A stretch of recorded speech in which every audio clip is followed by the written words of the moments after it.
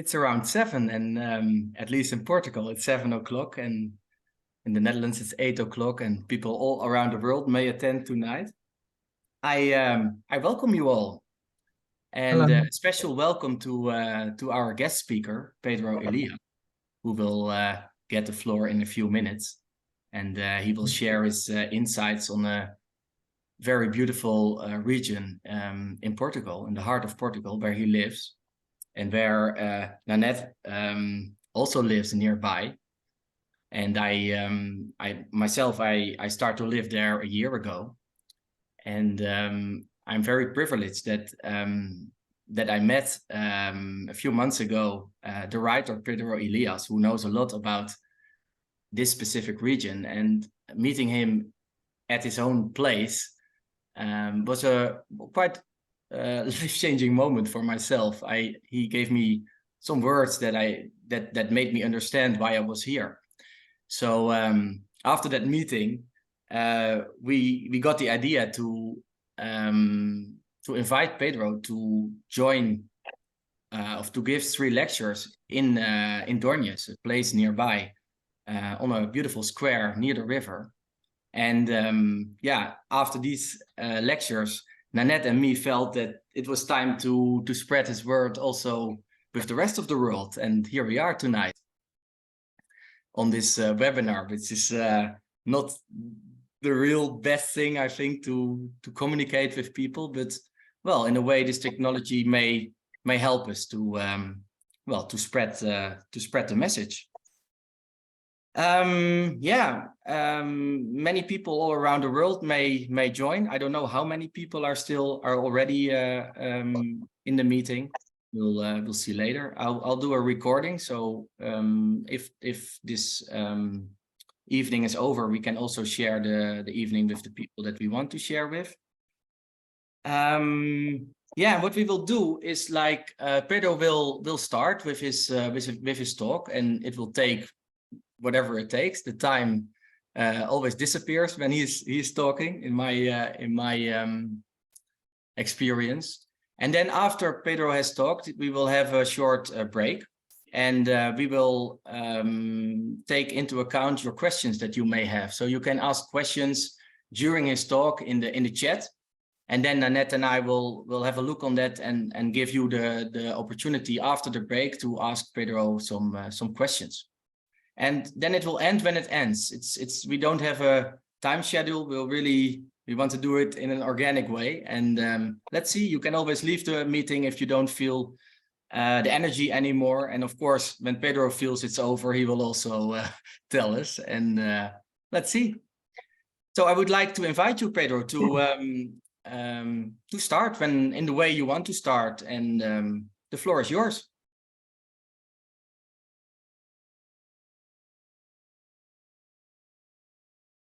So I want to thank you for the invitation to be here. It's my first time doing something like that, so it will be a new experience to me.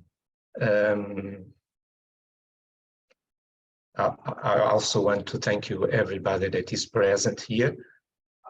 I always start with silence, so let's just make a moment of silence so that the words can come from an inner place, and that we can also hear that words from an inner place. So let's make a moment of silence, and then we'll see what happens. I really don't know.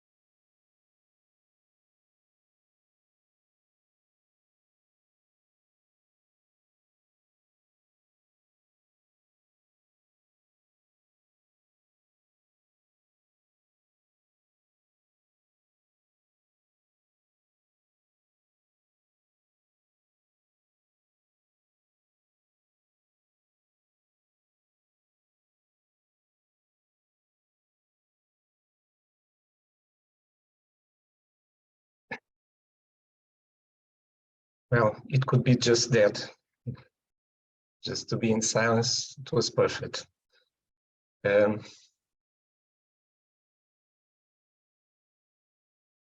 want to speak a little bit about this region,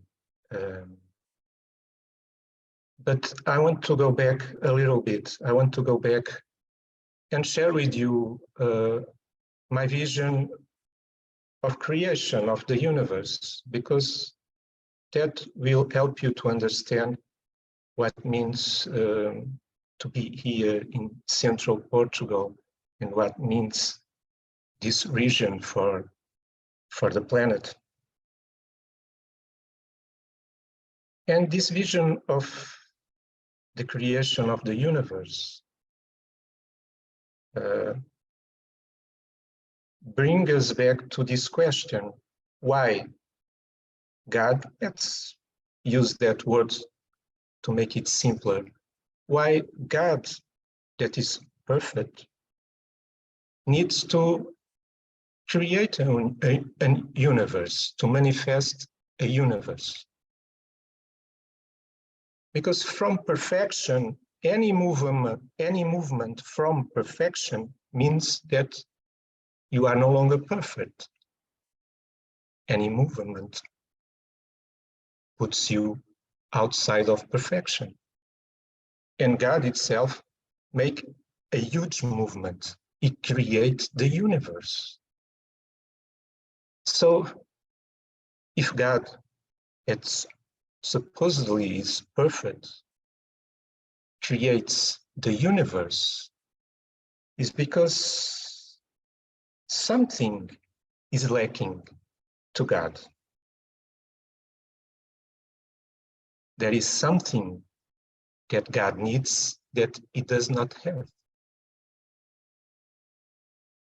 And he needs to create that universe to search for that thing that he does not have. But the most mysterious thing is that in the universe that he creates, also that thing does not exist there. So there is something that God misses, but that something, it's also not present in the universe he created.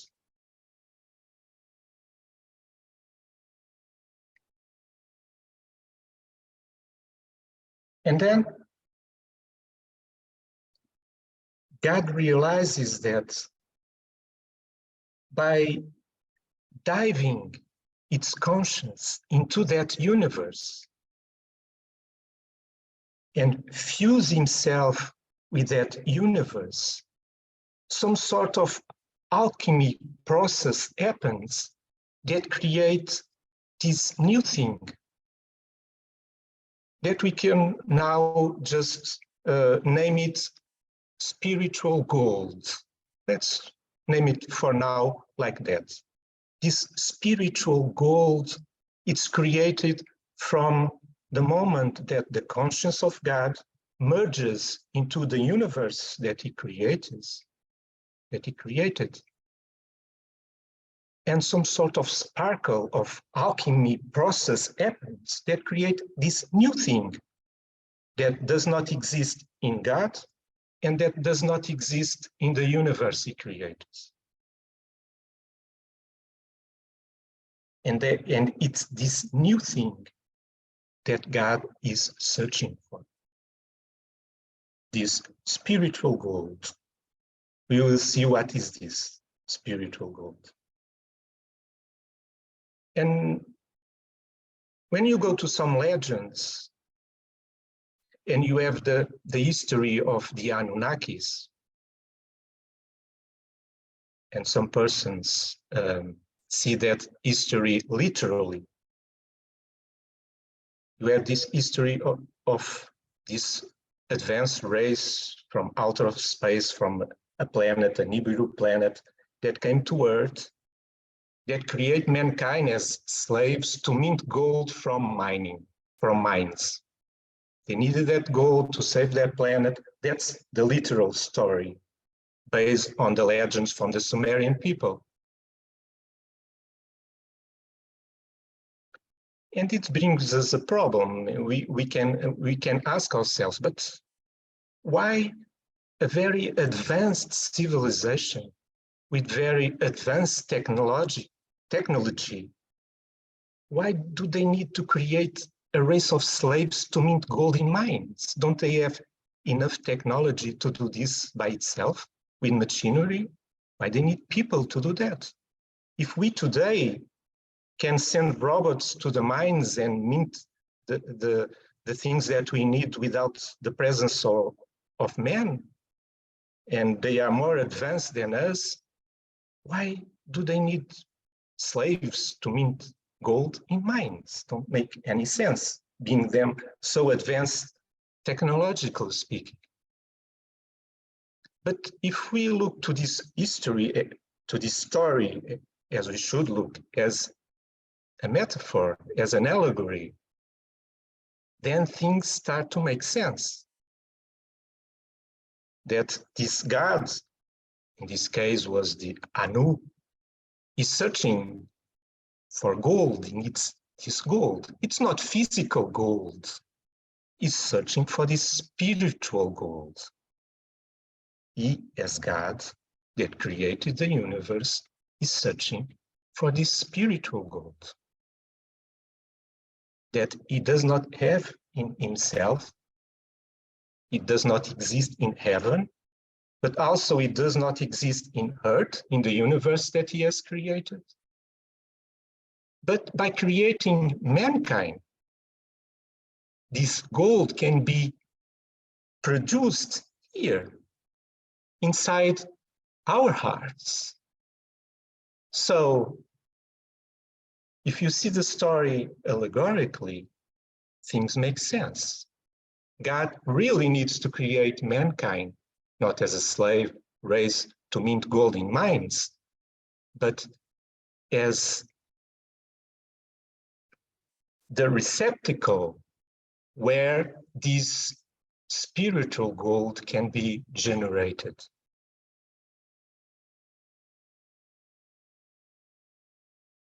That can only happen here. So we have the creation of mankind. We have the story of Adam and Eve. Again, we should not look to that story literally, but allegorically. Adam and Eve, it's not a man and a woman. Adam and Eve is the representation of the first physical race on the planet that we call the Lemurian race. Hundreds of millions of years ago. We have the Lemurian race who had three different cycles. Usually when we talk about Lemuria, Atlantis, and then Lemuria before Atlantis, we are referring to the third cycle of Lemuria. It's much closer to our times. But the first cycle of Lemuria, 200 to 300 million years ago, was the original Eden. In the time where all the continents were together in a single one, the Pangaea continent. And this race was created in the south of that continent, that today is Antarctica. So beneath the ice in Antarctica is the remains of the first civilization in this planet. A civilization that was created to produce this spiritual gold. But if this civilization was made to the likeness and the image of God, then they also miss that spiritual gold that God is searching for. So humanity in Eden is useless. There is no meaning for humanity to be in Eden.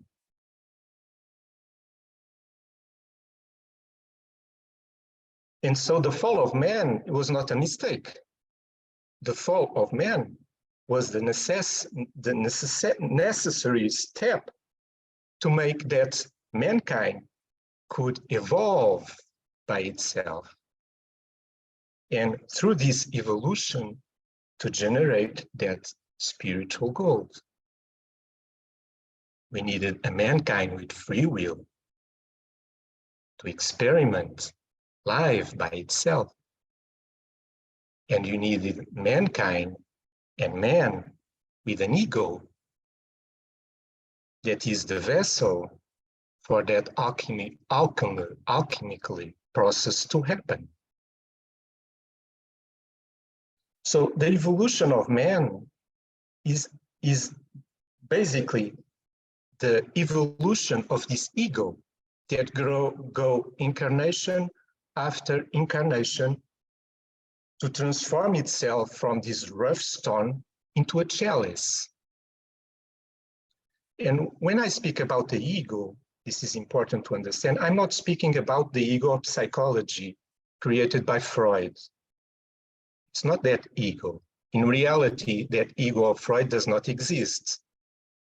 What Freud calls an ego is just what I call a BI, a biological intelligence.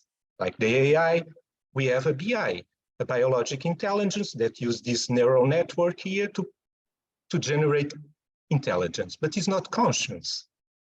So this BI, it's not conscious. It's intelligent, but not conscious. That's the ego from Freud that can operate in the world and do all the things that we do in the world, like an autonomous car can be driven alone by an AI. So humans can be driven alone by a biological intelligence. But we have a conscious that is present also beyond that intelligence. Conscious is not generated in the brain, it's something before the brain.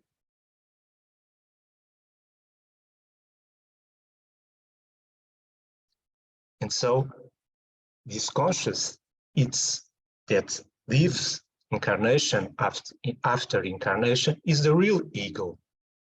It's not the ego from psychology, it's the ego from theosophy. It's a nucleus that is in the mental plane and that go incarnation after incarnation and sculpting itself to become that chalice. 80% to 90% of our incarnations in this planet is just to transform this rough stone that is our ego into this chalice. Into this process that I call the horizontal evolution of the ego. And to become a chalice to receive the wine of the spirit. So when this evolutionary process that all of us are living as the objective for us to have this chalice that one day will become a grail, but it's not a grail yet. It's just a chalice. And when we finish this evolution of the ego, incarnation after incarnation, until it's transformed into this chalice, then we are ready for the vertical evolution of the soul. Which means that now we have the vessel that can receive the spirit. Now we are ready for the vertical evolution.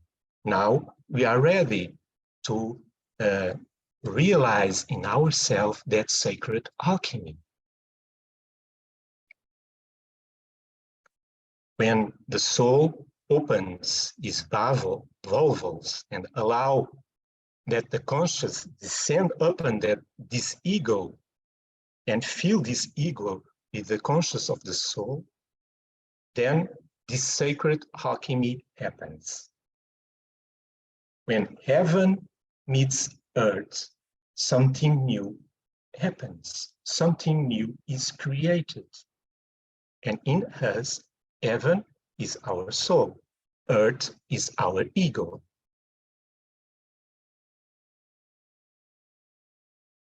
And this new thing that is created, and you see many images of the chalice, the descent of the Spirit, and then what comes from this chalice? It's the white dove. The white dove that symbolizes the Holy Spirit.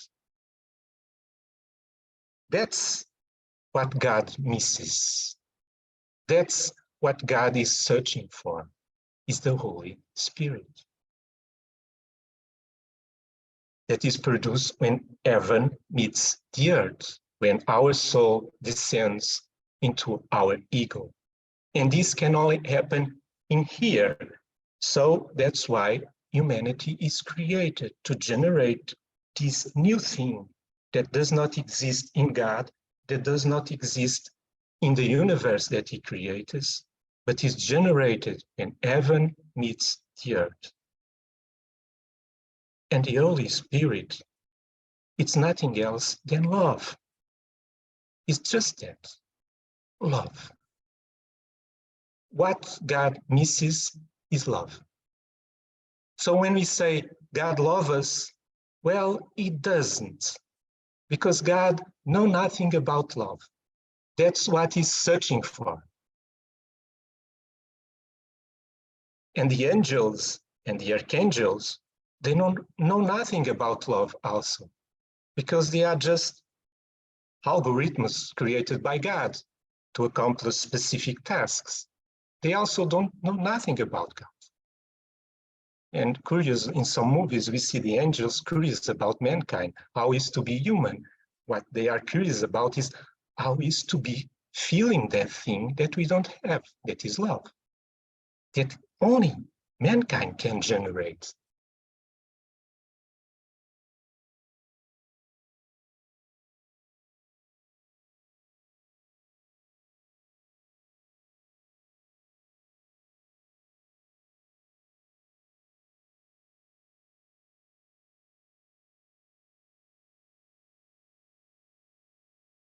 So what God is searching for, what is missing to him is love. And only us, as mankind, can create that, can generate that love, can irradiate that love into the entire universe. Of course, when we say us, who is us? Ultimately, we are that same God. So basically, it means that God is experiencing love, that is the conscience, that the sense, that is ourself, through this human experience.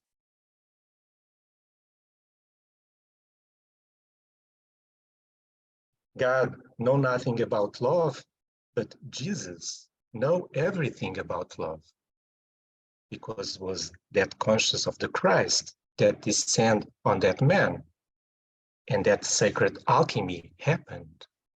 And then God experienced love through Jesus as a human being and through everyone else.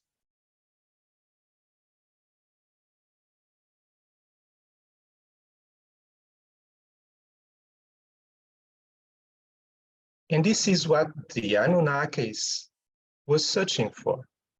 This is the gold, the spiritual gold that the gods were searching for. That's what they don't have.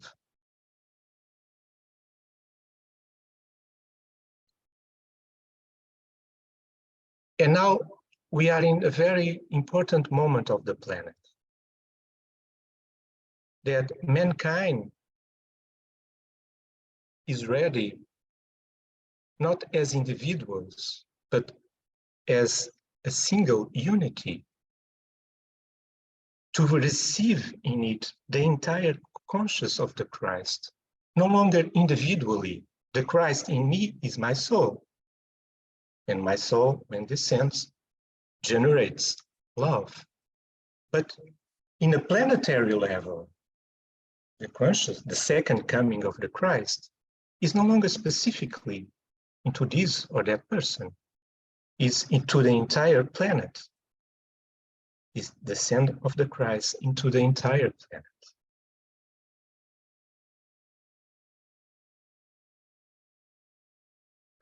And when that happens, you have a planet of ascended matter that irradiated to the entire universe the Holy Spirit, or love.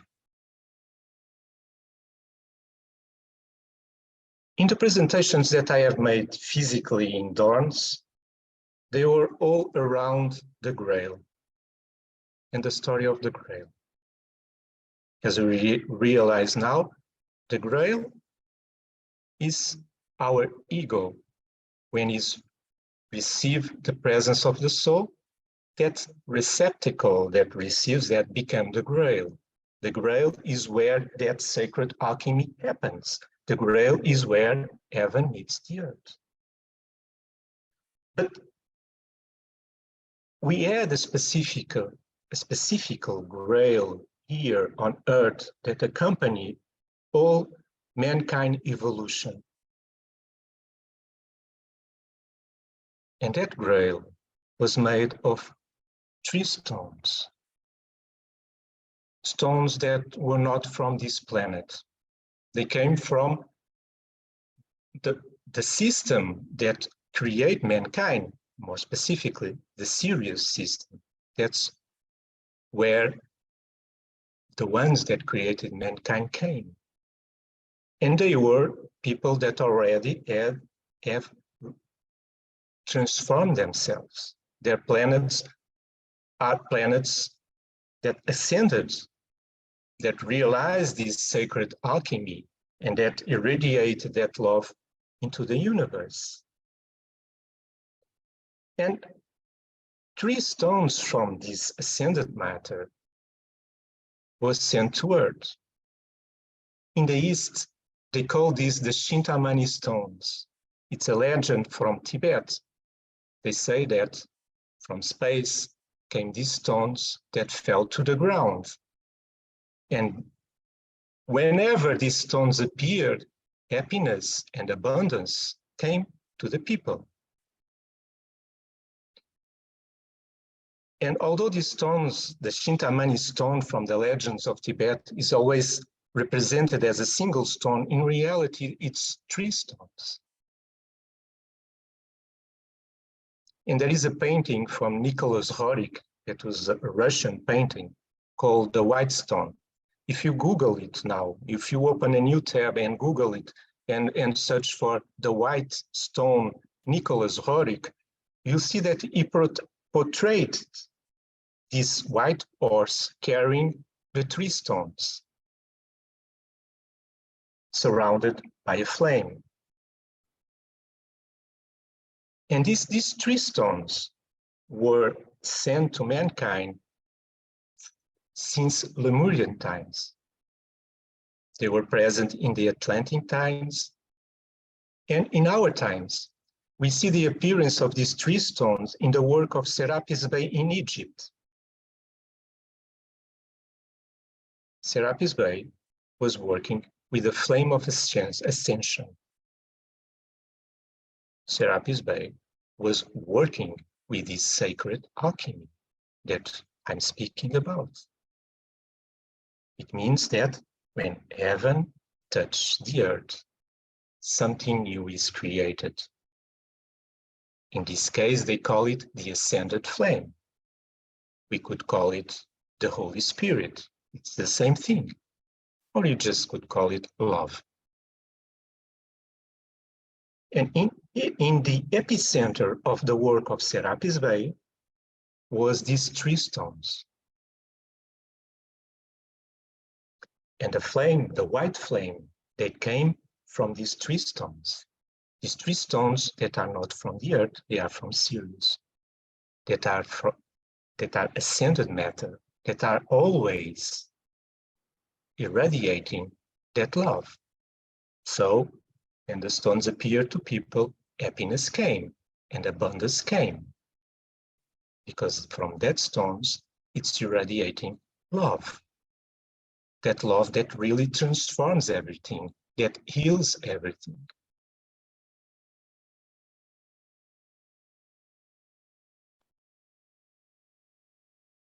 And those stones, I will not tell the details of the story of the Grail. In my website, you can download for free the entire story of the Grail.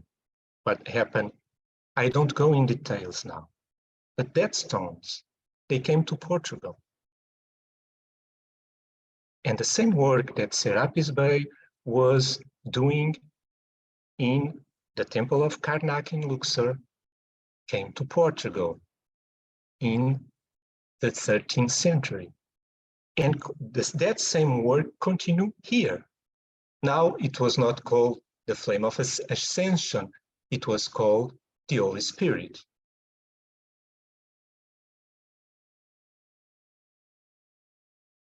And in the beginning of the 16th century, the Portuguese had the task to send these stones to their planetary destinies. So all the discoveries, the Portuguese that were the first to start to discover new lands in the world, the main reason for the discoveries was not to search for spices or to search for gold. The reason for the discoveries was to send these stones to their planetary destinies. The stones are made from two small stones that are polar stones, a feminine and a masculine. And then you have a central stone that is the one that reconnects heaven with earth. So basically, because this alchemy is generated through the fourth ray, that is the ray of harmony through conflict, which means that when you balance the polarities, then that flame can rise and that alchemy can happen. And these stones were sent to their planetary destinies by the Portuguese. The masculine stone was sent to India, and from there to Lhasa in Tibet. And from there to the kingdom known as Shambhala. So Shambhala is known in the Tibetan legends as this sacred city inside the earth, where live these enlightened beings. And the feminine stone was sent to Brazil, and from there to the Andes, to Machu Picchu. And from Machu Picchu to the city inside the earth that the Incas called Paititi. And the central stone remained in Portugal.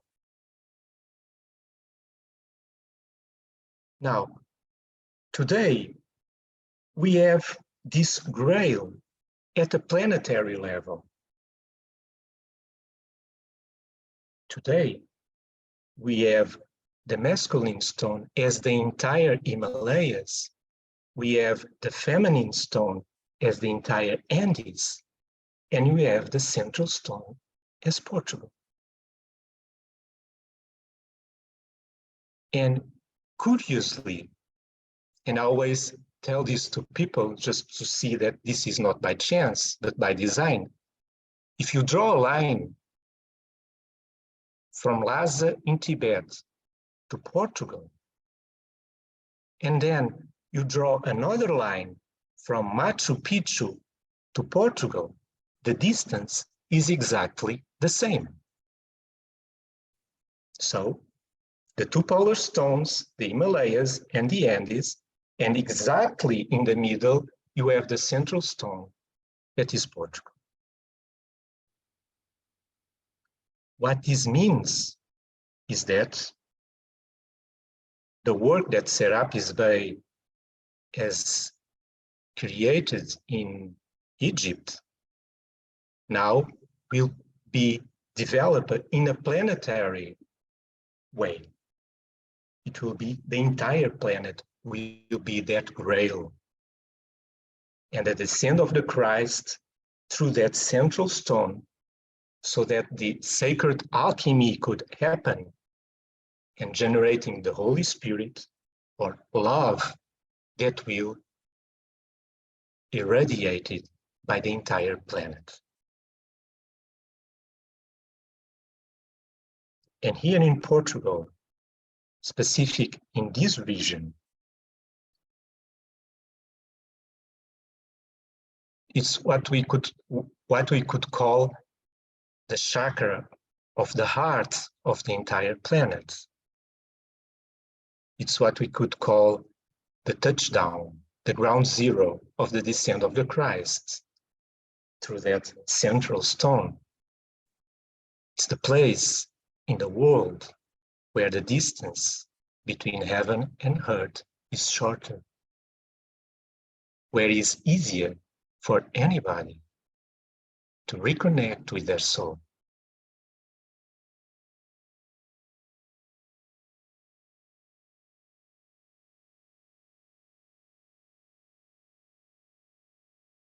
So if in the past, the Portuguese went with their boats, their caravels, to the world with the gospel of Christ, now it's the time where the entire world must come here to central Portugal to meet the Christ, not the gospel, no more, the Christ itself.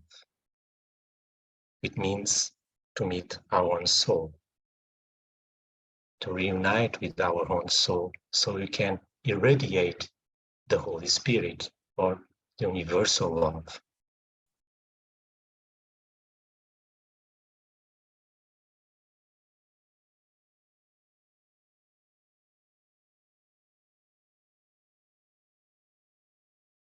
And I have written a test that I think it will be a good way to finish here, that I want to read to you. It's almost like an invitation for people all over the world to come here to central Portugal. Because this art, oh, something happened. This art in central Portugal is the one responsible for the creation of sanctuaries. We know about Fatima. We know about Lourdes in France. We know about Knock in Ireland. And these sanctuaries were created through the beliefs of the people that lived here. So through the lenses of the Christian religion, because that's what people believe in that time. But these sanctuaries were created to attract people to these specific places, to allow people to come all over the world and to go through deep healings and to reconnect with themselves. And here in central Portugal, in Dornes region, is the main sanctuary. The main sanctuary is here. And people all over the world will start to come to this place, no longer through the lenses of a specific religion, but will come here to embrace the silence that you can feel here, a silence that you can almost touch, and to reconnect with their own soul.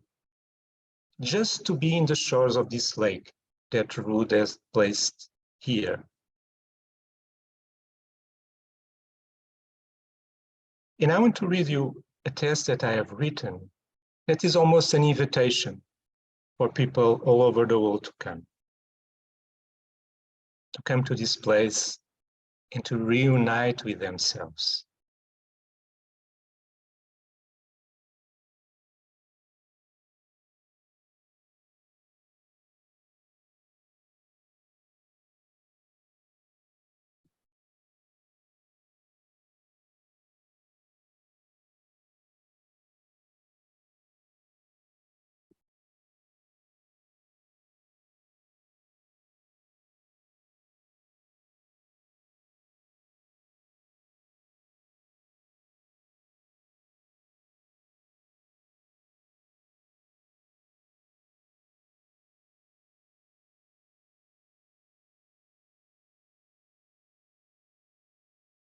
So it goes like this.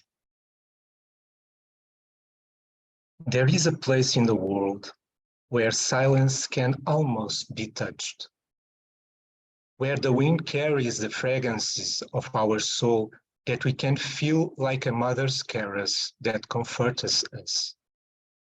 A place where the primordial sound is present in the center of our chest, and the luminosity of the sky and earth gains sacred and timeless contours.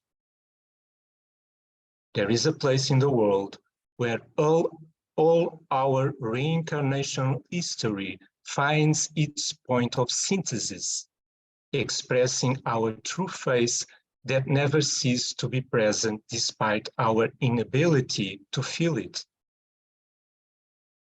There is a place in the world that receives us like a mother, lulling us back to ourselves so that the contained weeping of all past cycles can release us into the tears finally expressed and felt that will heal everything.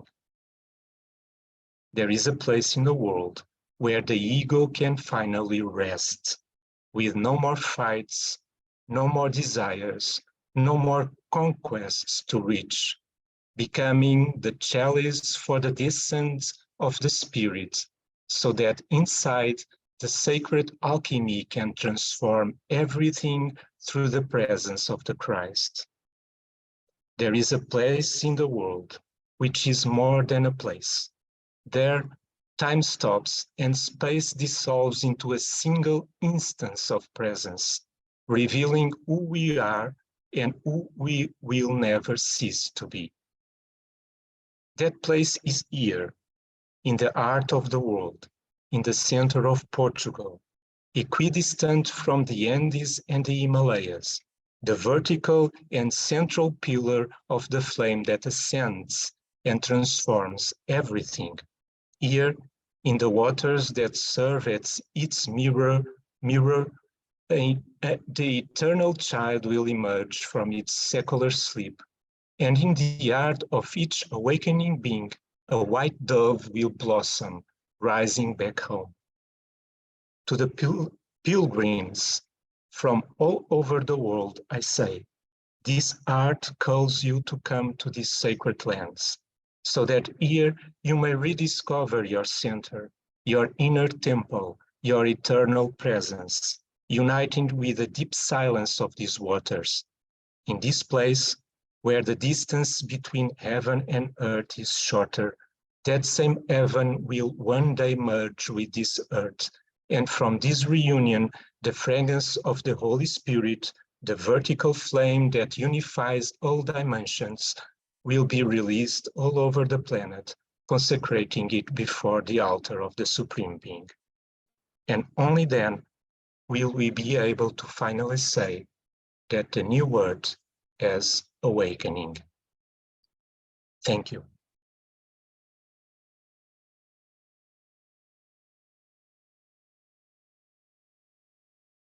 Very much, Pedro, for sharing your spirit. We'll take a short break now, a few minutes, and I would like to invite everyone to ask questions to Pedro in the chat. And after the break, we will invite the people that have raised questions to ask them directly to Pedro, and let's see what happens and how long it will take. Thank you very much. Thank you.